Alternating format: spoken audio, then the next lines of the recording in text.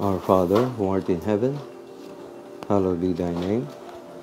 Thy kingdom come, thy will be done on earth as it is in heaven. Give us this day our daily bread, and forgive us our trespasses, as we forgive those who trespass against us. And lead us not into temptation, but deliver us from evil. Amen. Hail Mary, full of grace, the Lord is with you. Blessed are you among women, blessed is the fruit of your womb, Jesus. Holy Mary, Mother of God, pray for us sinners, now and at the hour of our death. Amen. Glory be to the Father, and to the Son, and to the Holy Spirit, as it was in the beginning, is now, and ever shall be, world without end. Amen. Muli po, magandang gabi sa inyo mga kapatid. Again, we're together in this every Saturday program, Life is Beautiful. Sana po samahan niyo ako as we go on live on Power Radio, 94.1 MHz FM, and also on Facebook, and andyan din sa YouTube. All the videos are there, saved there for your consumption and listening. Ano po? So,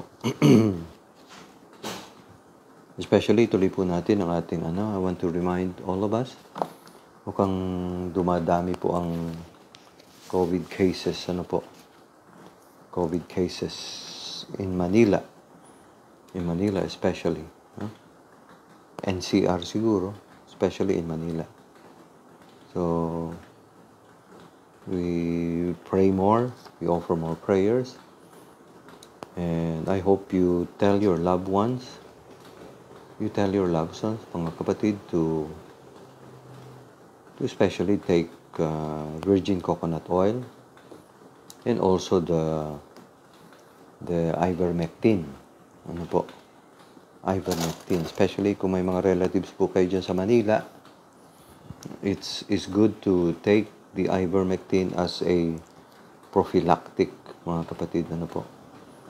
Matagal lang, last year pa sila sabi ni Dr. Landrito.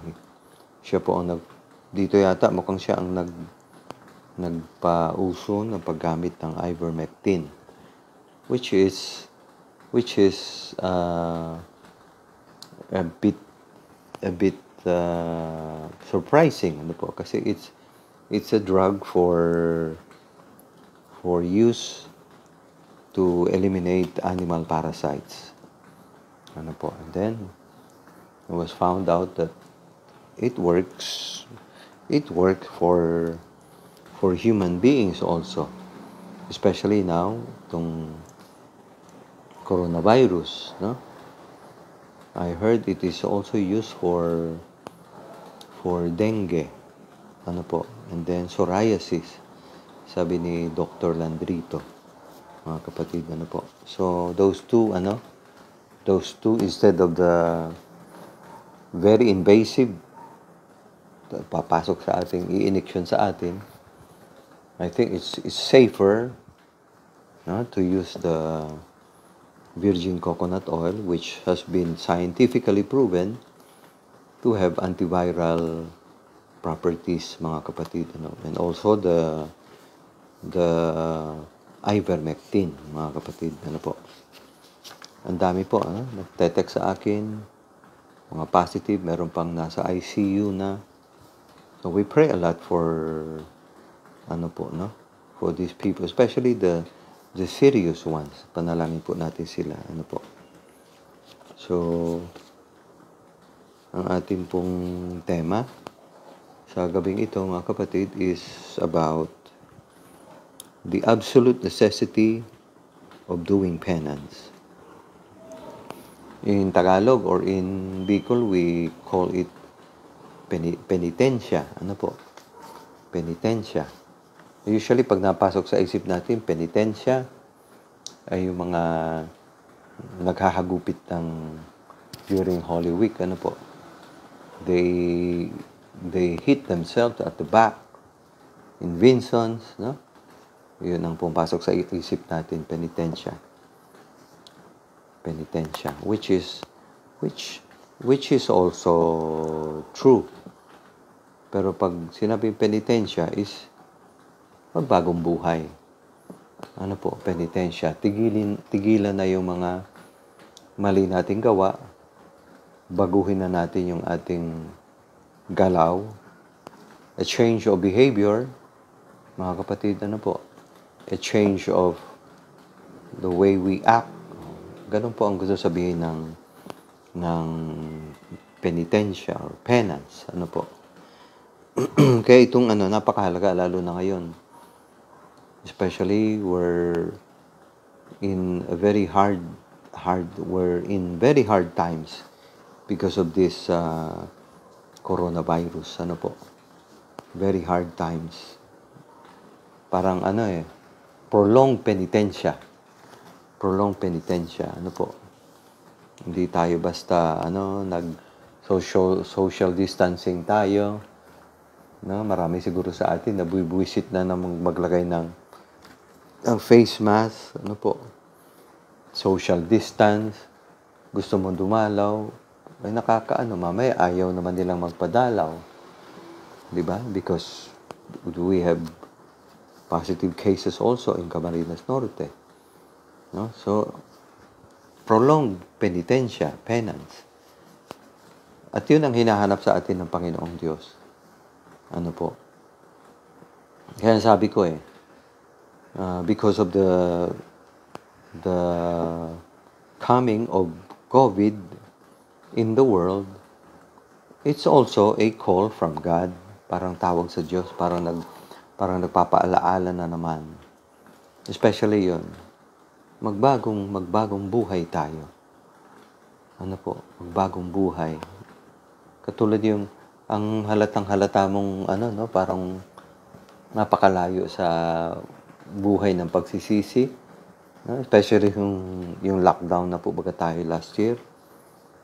Di ba? May naririnig ako noon.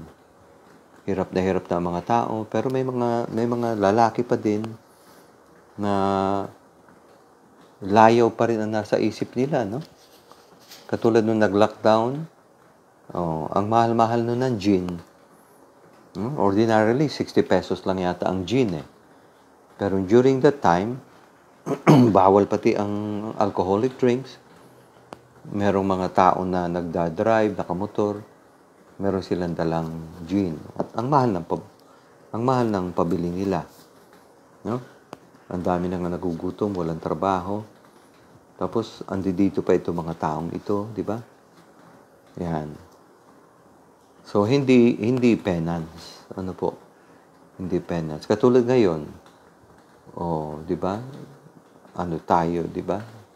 ECQ o MECQ, GCQ. Yan. Sa halip na to think about very good ways of helping people and helping in the house. Mamaya ang ginagawa natin, di ba? Yung Mobile Legend, puro games. Di ba? So that's not really a life of penance. Hindi nakakatulong doon sa tawag ng ating Panginoon na magpalikloob na tayo. Ano po? Kaya very much in my mind since last year's lockdown, no, na kung saan nagsara ang mga simbahan, ang misa ay sa na lang po, sa online o sa TV o sa radyo. Ano po, napakahirap for us priests, napakahirap. And then sa mga mananampalataya, napakahirap din. Virtual going to Mass. Ano po, virtual worship. Wherein they cannot receive the most precious body of our Lord. Di ba? Napakahirap. So yun, napakaraming hindi makapagkumpisan magpahanggang ngayon. O baka may mga pari na hanggang ngayon natatakot, ayaw, not even to entertain confession or anointing of the sick. Hindi ba? So, it's not penance. is not penance, mga kapatid. Hindi penitensya, di ba? Na kung saan gagawa ka ng mabuti kahit mahirap. Ano po, kahit mahirap. Katulad ng mga magpahanggang ngayon na ayan, nagko-community pantry sila. 'Di ba? Oh, yung mga kilala kong mga ladies from San Felipe. 'Di ba? They're very good. Yeah, merong nga kung saan lugar ba 'yun. Nilakad nila 4 hours, ano po. Ang kahirap-hirap to walk 4 hours, 4 long hours in order to go to a far-flung school, no? God imposes penance as a duty, no? It's a duty, mga kapatid. This command is formal and universal. Katulad na sabi ng ating Panginoon, di ba? Unless you do penance, or except you do penance, you shall perish. No? Hindi niya sinabing perhaps or probably, but simply, you shall perish. Mapapariwara ka. No? Why? Because we are sinners. Because we are sinners. Ano po? After losing baptismal innocence, our only road to heaven is penance. Yan. Ano po? Our only road to heaven is penance. No? Again, why? Because the flesh is ever rebelling against the Spirit. Magkaaway po baga ang ating kaluluwa at ang ating katawan. No? Sabi niyan, para silang I think it was Saint Josemaria who said that. They are like two friends who cannot get along. The soul and the body. Ano po? Ang ating katawan, walang hinahanap, kundi layaw. Kundi comfort. Hindi ba? Ang ating kaluluwa naman, ang hinahanap ay, ayun nga, sakripisyo, penance. Di ba? Yun ang hinahanap. Upang huwag hatakin ng ating katawan pababa sa lupa, palaging ganon. Ano po?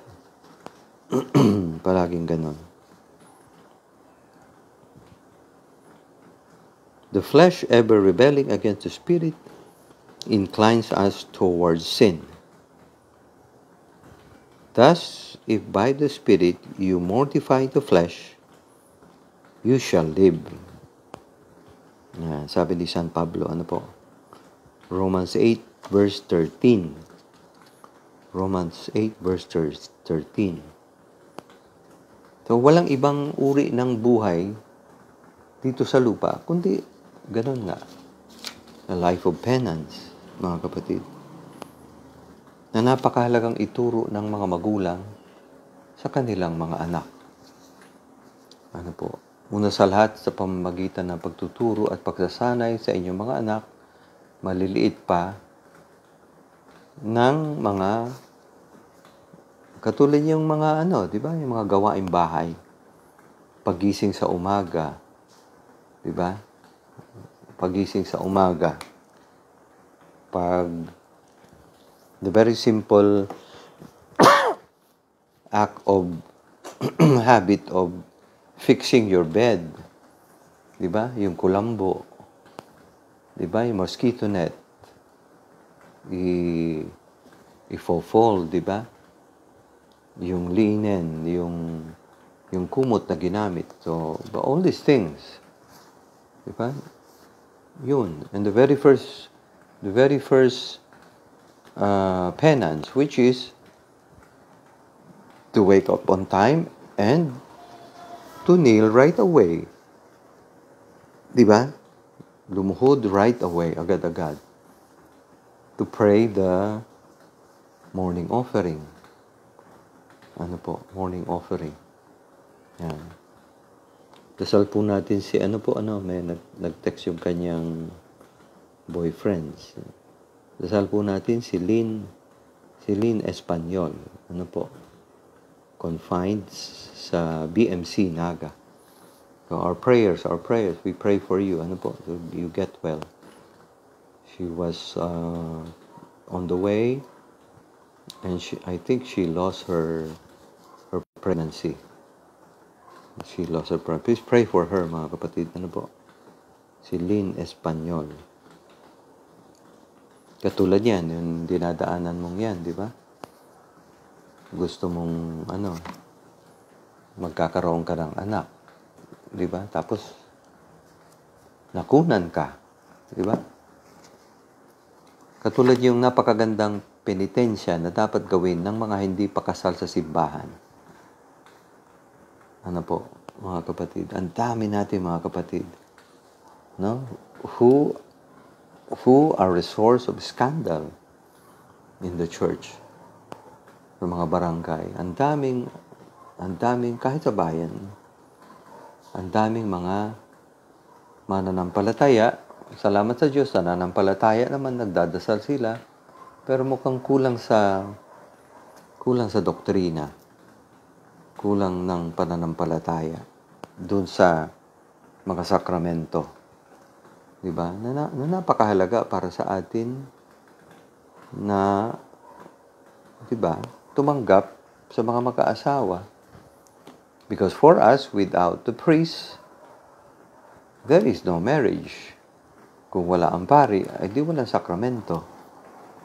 Sana yun, isang napakagandang penitensya na magagawa ng mga kapatid nating hindi pa nakakasal sa simbahan. At isang napakagandang penitensya din para sa mga kapatid natin na tulungan nila yung mga kapatid natin na tumanggap, no? Tulungan lakarin. Siguro nga, sponsor pa nila. Di ba? Sponsor pa nila. No? Tulungan kasi may mga iba nahihiya. Puro hiya naman ang nasa sa isip. Nahihiya sila. Hindi sila nag-aalangan pumunta sa parish office. Diba? Sometimes yun that's already a penitensya. Nahanapin ko, kausapin ko, makumbinsi ko, and then tulungan kong lakarin ng mga papeles. That's a very beautiful apostolate and penance. Diba? Especially yun, mga kaluluwang wala na sa grasya ng Diyos. Kaya ngayon sa panahon natin ngayon, yun nga ang nakakalungkot po, diba? Parang parang sin is already normal. No? Parang sin is already normal. Living in is already normal. No? Magpapakasal sa huwes, no? Is already normal. Wala nang parang normal na nga di ba? Sin is already normal. Same-sex union nga, di ba? Alam natin na karumal-dumal, kakadiri, karimari-marin. Pero may mga kapatid tayo na it's already normal. Kaya napakahalaga ng penance, mga kapatid. Penitensya. We are then obliged to do penance proportion to the number and gravity of our sins. Sabi sa Council of Trent, mga kapatid. And to do it always, but especially during Lent. Whatever our age or vigor, we can do penance in some way. Lalong-lalo na sa panahon ng Kwaresma, mga kapatid. Yan, talagang hinihimok tayo ng inang simbahan na magpenitensya, mag-alay ng mga kusang loob na pagtitiis, kusang loob na pagpapahirap, diba, sa katawan. Yan. Bilang bayad puri na hindi lang sa kasalanan natin at ang ating pamilya, kundi sa kasalanan ng buong daigdig. Whatever our age or vigor, we can do penance in some way. The desert fathers, eminent for their penance, did it mainly in fasting, vigils, and austerities. Pag-aayuno, magdamag na nagdadasal, vigil, and austerities, mga kapatid. Austerities, katulad ng may mga santo, mga beato, di ba? Na tutulog sila, walang unan, o kaya ang unan ay kahoy, di ba? Natutulog sila sa sahig. Yun yung mga acts of penance, mga kapatid, no? Yung maupo ka, for example, a very beautiful little penance that we can do every day. To sit on the chair without leaning on your backrest. Katulad dito, nauupuan ko, mga kapatid, di ba? Merong backrest. Tikal ako sa aking backrest. Di ba? That's a beautiful little sacrifice. That's penance, no? Lalo na sa bibig. Pag napapasalita ka ng masakit o mahapdi, di ba? Sa isip din, mga kapatid. No? May ginawa sa iyo masama, may narinig kang masama, may nakaabot na balita sa iyo ng hindi maganda. So, minsan yung utak natin gumagana na, di ba? Kung ano-ano ng mga eksena, di ba? Our imagination is fertile. No? Sa halip na timpiin ko. Nagagawa ba ninyo yun, mga kapatid? Yung nagtitimpiin mo yung ayaw ko mag-isip ng masama. Diba? Hindi ko alam. No? Bakit na late? Bakit gabi na wala pa yung aking anak? Things like that. Kung ano-ano nang iniisip mo. Gabi na wala pa yung aking mister. Wala pa yung aking misis. No? Yung aking anak. Lalo na misis sa mga mister. Diba? Minsan, gumagana talagang utak kung ano-anong sa halip na makontrol ko. Diba? That's beautiful penance. Hindi ako iisip ng masama. Hihintayin ko at tatanungin ko. And sometimes it's good to find excuses. Make excuses for people. So that we become charitable. Especially yun sa aspetong yung mga kapatid, para hindi ka nagkakasala sa kakulangan ng pag-ibig, nahusgahan mo na kung ano-ano nang naisip mong hindi maganda sa taong yon. Maya-maya, nakita mo na ang nangyari pala na aksidente, for example. Diba? O na-aksidente na, pinag-isipan pa natin na masama. Hinusgahan pa natin. On fasting, we can observe it at least partly. Yeah? We can limit our ordinary food with due discretion to what is absolutely necessary. Or mortify our tastes by habitually avoiding treats. Diba? Tuloy, minsan, ang dalas naman. May birthday, magti-treat. Diba? Minsan, gustong-gusto natin yun, diba? Masarap Masarap ang pagkain. Eating less of what we enjoy more. Eating less of what we enjoy. More of what we don't. Especially yun, eating more of what we don't. Eating what we do not like first. Diba? Halimbawa, ampalaya. Tapos, beef steak. Masarap yung beef steak, diba?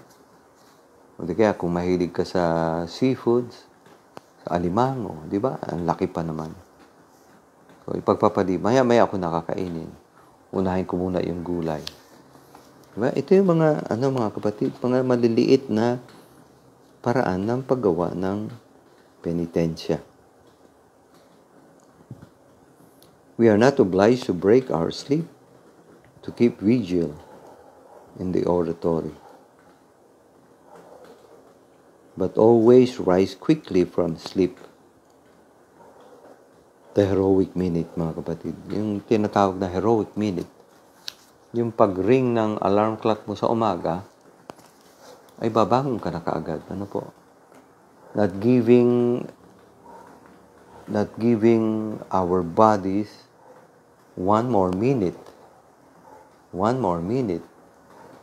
from the time that the alarm rang.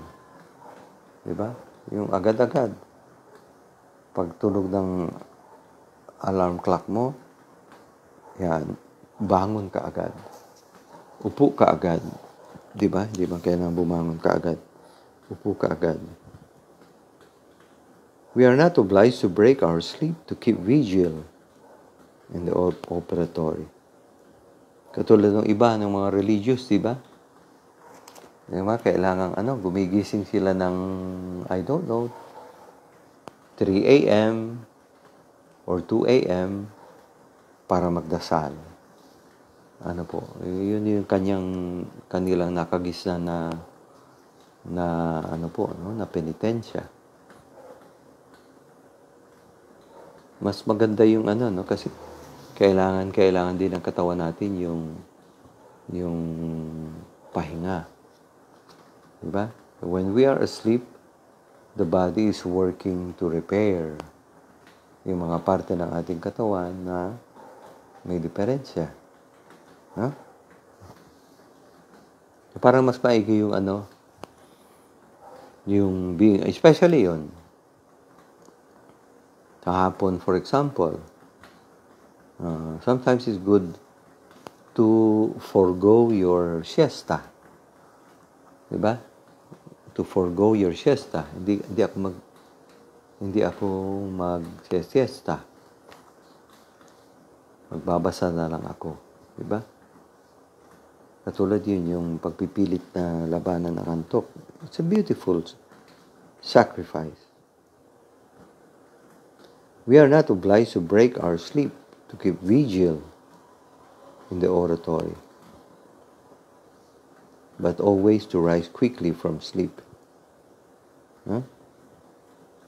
Let us at least watch in our mental prayer, in all spiritual activities.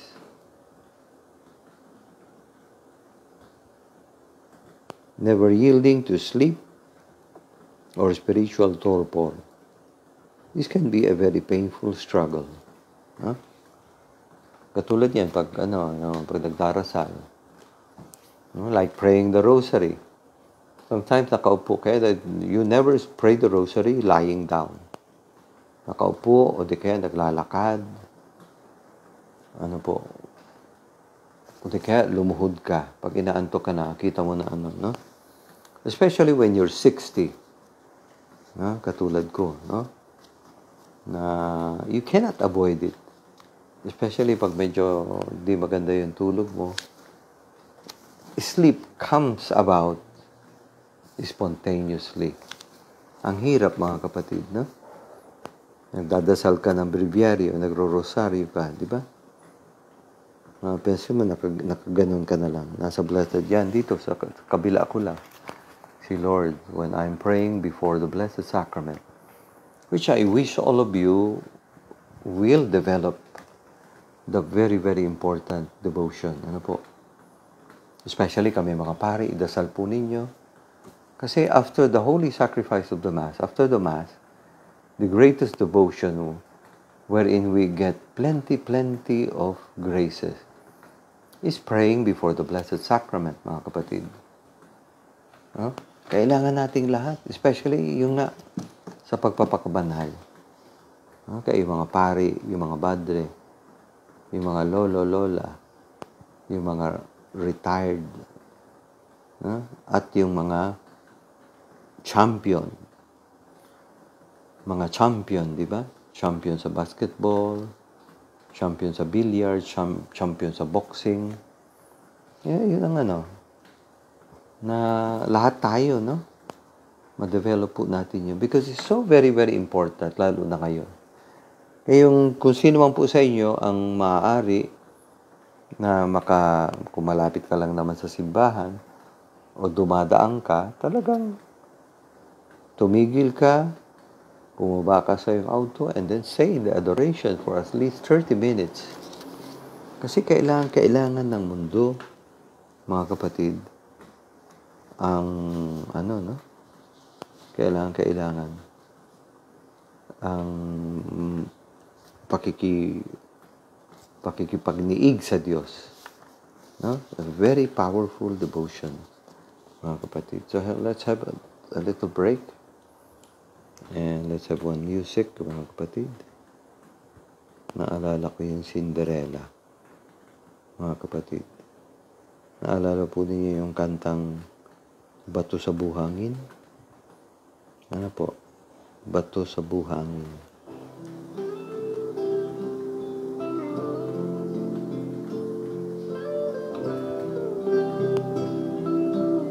Sabayan ninyo if you know the lyrics.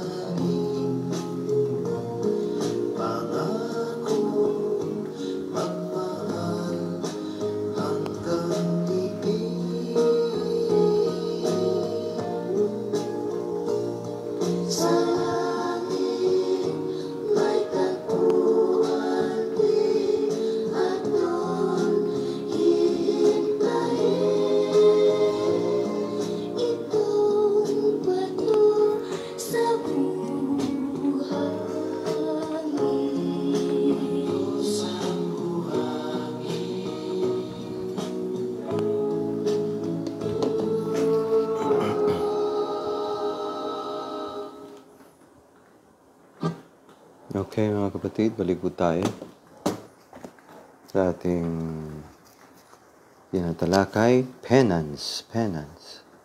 Also the same, no? Meron akong isang talakay ko na, Fatima.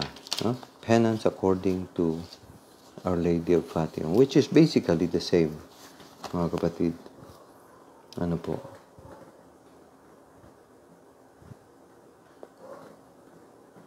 Let us at least watch in our mental prayers and in all spiritual activities, never yielding to sleep or spiritual torpor. It can be a very painful struggle. Especially, mga kapatid, to develop the habit of mental prayer. Mental prayer. Yung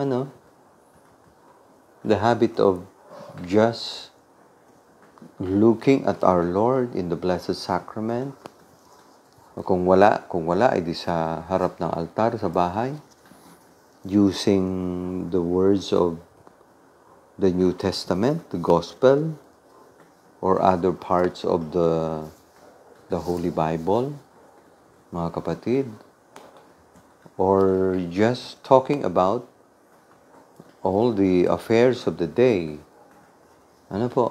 The work, the joys, the suffering, yan, the failures, the trials, the temptations, bringing them, all of these things to our Lord.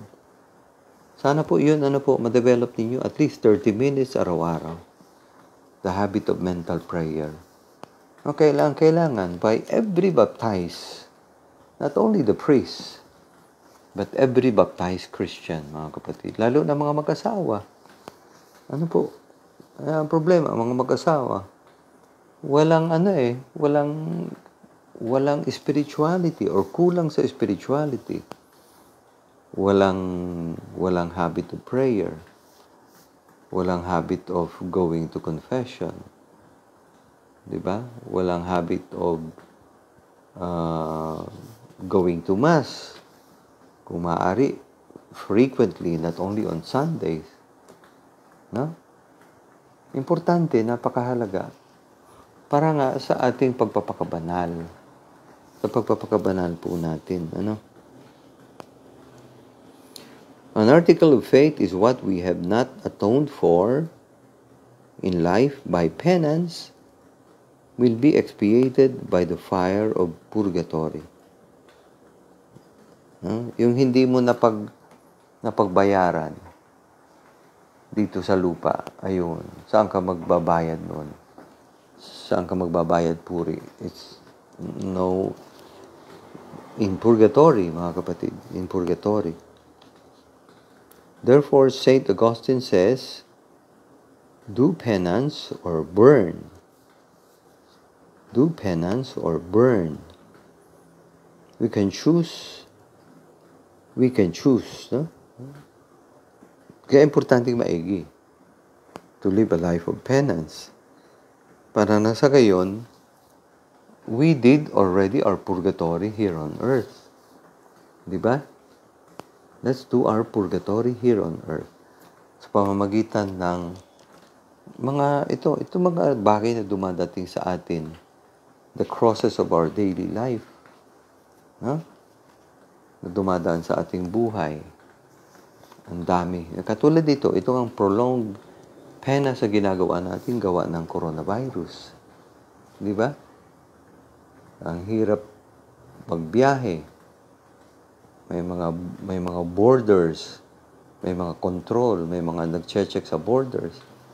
Ang hirap po baga, no? Mapa-antigen test ka pa. Is not that easy?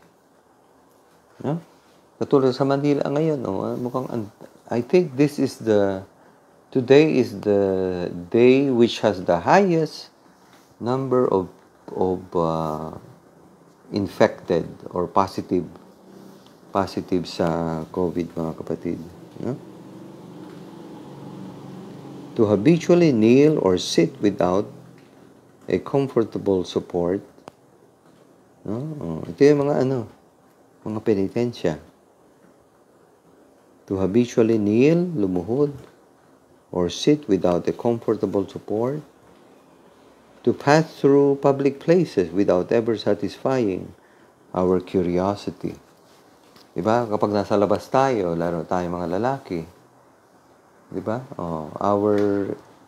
Our consciousness not to look at things which can be a source of temptation, katulad ng mga babae.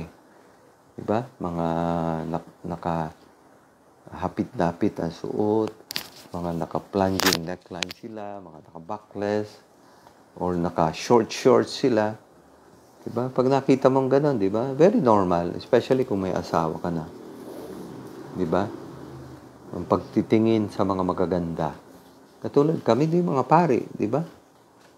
Oh. The habit of mortification when you're in public place. Lalo na kapag seminarian ka o pari ka na. Diba? Nakita mo lang siya, parang dinaanan mo lang. Hindi yung tititigan mo. Diba? Magpapari ka eh. Seminarian ka. So, might as well not indulge. Kasi hindi, magpapari ka nga eh. Titingnan mo para makilala. Tapos baka ligawan mo pa. Anong klaseng seminarian yun? Diba? Parang nambobola. Ano po, nanloloko.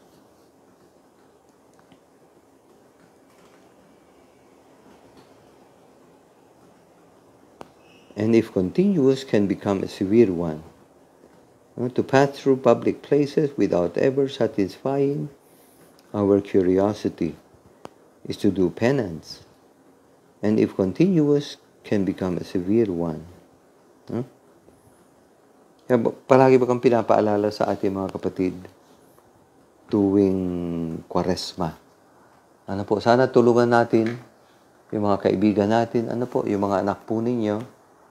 Sana talagang let us try to make them real Christians by, ano po, napakahalaga po nung nakikiisa ka tunay sa tinadaanan ng ating inang simbahan sa buong taon. Nakikiisa ka. Diba? Adviento. So, Advent is also a time for penance also. Nung panahon may fasting din during Advent. Ano po? So, nakikisama. Paparating na ang ano, you try to have the mental state of all the Israelites, the Jews, na umaasa sa parating na Mesiyas, di ba? And to wait with joy and with excitement. Nakikiisa ka dun sa mental ano nila eh. Di ba? Noong panahong iyon, hintay ng hintay, darating na ang Mesiyas. So gano'n din ang ginagawa natin. No? Pagkatapos, dadating na yung Kapaskuhan, hindi ba? Christmas season. Then little later, yung Kwaresma, na kung saan yung sabi dito, no? During Lent, the Church ponders these words with particular emotion, since it is the time when the Church more profoundly desires to convert herself to Christ. Without these words, there is no conversion in all its interior meaning. Huh?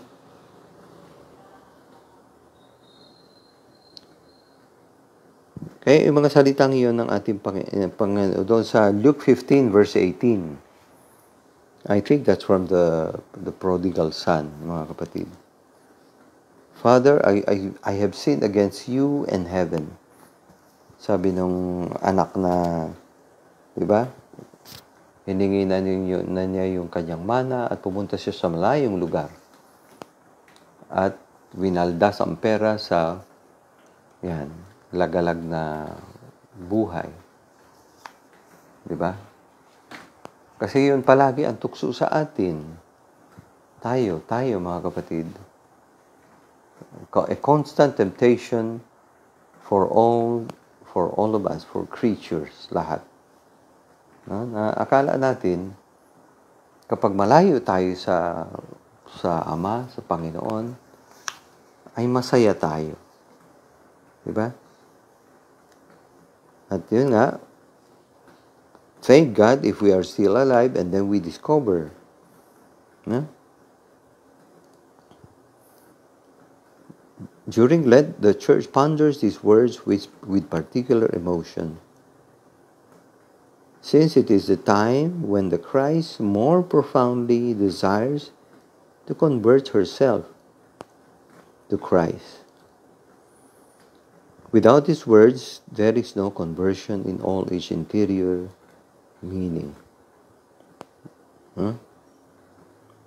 Kaya napakaganda, po. Basta every time we go to confession, ayan, pray to the Holy Spirit na, mga kapatid, na maging masaya kayo kapag kayo nagkukumpisal.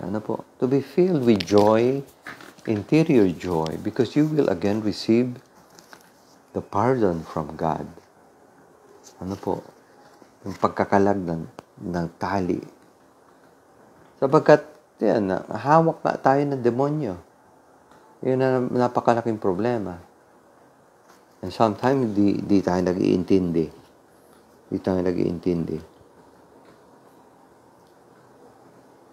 Without the same words, there is no conversion in all its interior meaning. Without these words, Father, I have sinned, man cannot truly enter into the mystery of the resurrection of Christ.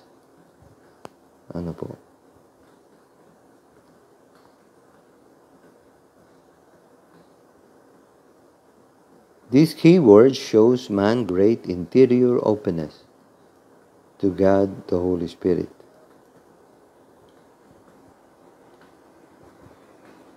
It is true that sin, in a certain sense, shuts man off from God. It is likewise true that remorse for sins opens up all the greatness and majesty of God. His fatherhood above all to man's conscience.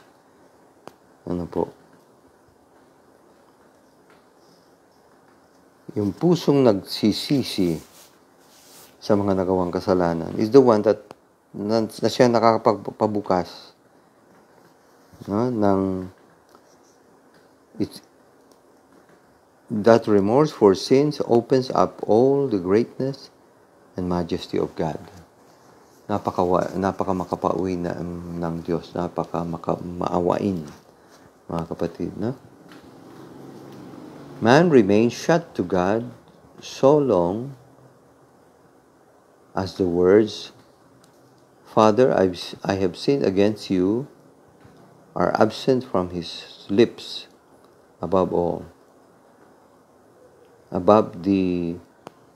absent from his conscience, from his heart.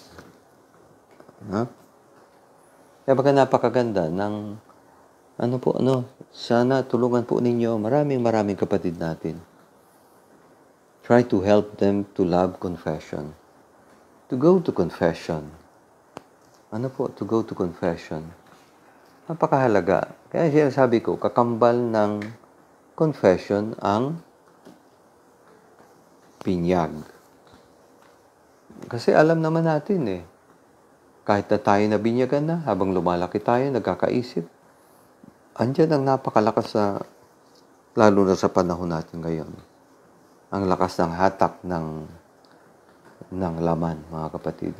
Katulad ngayon, kaya nga sana ipagdasal po ninyong maigi, especially ang mga kaparian, so that, even if there is COVID, if we are taking, virgin coconut oil, if we're taking ivermectin as prophylaxis, then we go We visit the person or the patient who needs comfort, no? Especially the elderly. The elderly and the children, mga kapatid, ano po, na nakakaawa yung mga bata, nakakaawa yung mga binata, dalaga na hindi makalabas. Diba? That in itself is a penitensya para sa atin. Katulad nga yan, importanteng maigi mga kapatid, yung penitensya of knowing how to approach and to open up your problems and your troubles to another human being. Kung kinakailangan, try to see a doctor. But before the psychiatrist, I think it's very, very good, mga kapatid, to, ayun, kalimitan kasi yung kasalanan, especially kung may mabibigat na kasalanan na nasa sa ating budhi, nasa ating puso, yun ang nagiging sanhi ng ating restlessness and lack of peace in our heart. Huh? Depression, which is a very ordinary, no? Sickness already now, clinical depression. Being converted to Christ, finding the interior power of His cross and resurrection. The full truth of human existence in Christ is possible only with His form. Ano ba yung form niya? Father, I have sinned against you and against heaven, and only at the cost of them. In Lent, the Church labors above all that every man and woman may blame himself or herself for sins before God alone, that they may consequently accept the salvific power of the pardon contained in Christ's suffering and resurrection. Okay, itong gawain ng simbahan, lalo na ngayon, mga kapatid, ano po? Napakaraming depressed, napakaraming parang walang kahulugan ang buhay sa kanila. Many probably are already, they give into the temptation of committing or trying to take their own lives. Diba? Suicide. How many have given into that? Diba? Which is a mortal sin. Yun ang gustong-gustong gawain ng demonyo. Na bumigay na tayo, that we give up, natapusin na natin itong lahat, na wala na akong magagawa. Na maling-mali, mga kapatid. Ano po? Kaya yung prayers po ninyo, prayers natin, that you try to develop freely, yun nga, the habit of mental prayer, mga kapatid. In Lent, the Church labors above all that every man and woman may blame himself or herself for the sins before God alone, that they may consequently accept the salvific power of the pardon contained in Christ's suffering and resurrection. Ano po? Napakahalaga. Kasi napakalaking tulong at gamot sa ating lahat. Because we are very proud. Yan po ang problema nating mga isinilang ng may bahid ng kasalanang mana, mga kapatid. Ano po? Kaya nga yung regular confession keeps your pride down. At ang nagigibabaw ay yung kaamuan ng ating Panginoong Hesukristo, ang kababaang loob. Ano po? Kaya palagi kong sinasabi, tulungan po ninyo ang maraming mga kapatid, ang inyong mga anak. Sana tulungan po ninyo sila na matuto na mahalin ang sakramento ng pagbabalik loob. Ano po? So, hanggang dito lang muna po tayo, mga kapatid. At tomorrow is 21st Sunday of Ordinary time. Let us really go, and then I hope you request from your parish priest, confession mga kapatid. Ano po? Pasalin natin ang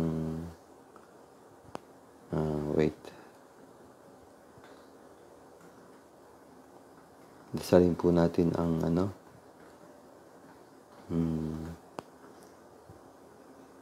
San Miguel Arcangel.